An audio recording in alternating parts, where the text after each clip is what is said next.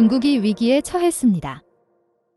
유엔이 발표한 세계인구 전망 2022분 보고서를 내어 인도가 23년부터 세계 1위 인구 대국이 될 것이라는 발표가 있었기 때문이죠.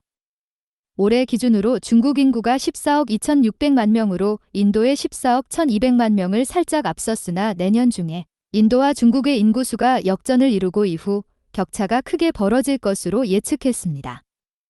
유엔은 중국은 빠르면 내년부터 절대적인 인구 감소에 직면할 것이라고 경고했습니다. 이를 두고 중국인들은 두려움에 벌벌 떨고 있습니다.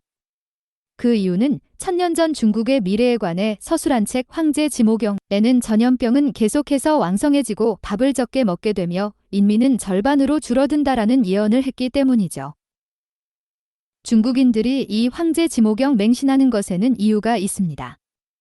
그것은 바로 100%의 적중률 때문인데요. 지모경에 쓰여진 2020년에는 홍수나 침수와 같은 자연재해가 일어나며 산사태가 발발하고 어떤 곳은 가을과 겨울에 가뭄과 기근이 발생하며 누에의 값어치는 점점 낮아지고 이로 인해 비단의 값은 바닥을 찍는다. 나라의 전염병이 창궐하며 특히 겨울에는 많은 백성들이 사망하여 그 시체가 산을 이룬다. 빈곤층과 부유층의 격차는 더욱 심화되며 경제는 침체될 것이다. 이러한 묘사는 중국의 2020년과 똑같다고 합니다. 실제로 2020년 중국 중남부 지역의 홍수로 인해 6천만 명이라는 어마어마한 이재민이 발생하였고 코로나로 인한 경기 침체는 사실상 말할 것도 없었죠. 2021년에 중국 정부가 발표한 인구조사 결과 출산율 저하 현상이 확인됐지만 통계치 숫자가 이상하다는 의문이 제기되고 있습니다. 이에 전 세계인들은 중국 인구가 수상하다고 의심하고 있는 상황입니다.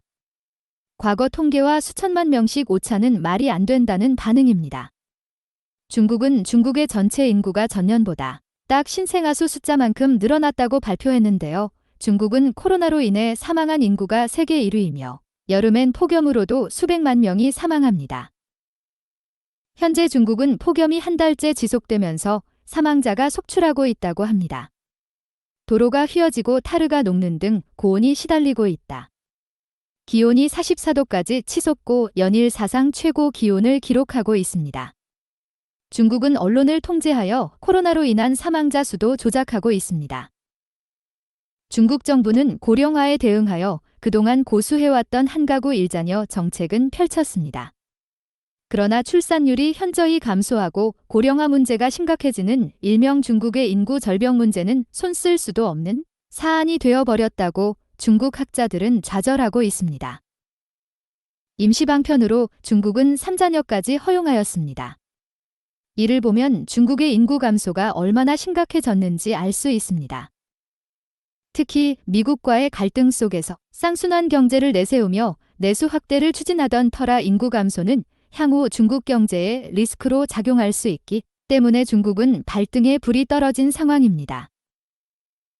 중국의 인구가 급속하게 불어난 것은 모택동 집권 시기의 소련, 미국과 관계가 급속도로 악화되어서 사람이 많으면 힘도 커진다라는 정책에 따라 발생한 것입니다. 중국인들이 자주 쓰던 표현이 있습니다. 아무리 사소한 문제라고 13억을 곱하면 심각하고 커지며 아무리 큰 문제라도 13억으로 나누면 사소해진다. 그리고 중국인이 자국을 한마디로 소개할 때 흔히 쓰는 용어가 있습니다. 기다런더라는 말인데요. 땅이 넓고 인구가 많다는 이 말에는 대국인으로서 중국인의 자부심이 엄청나다는 것을 엿볼 수 있습니다. 특히 세계 1위의 인구 대국이라는 타이틀은 빼앗길 수 없는 중국의 자존심일 것입니다. 지금까지 WIKTV였습니다. 구독과 좋아요는 큰 힘이 됩니다. 감사합니다.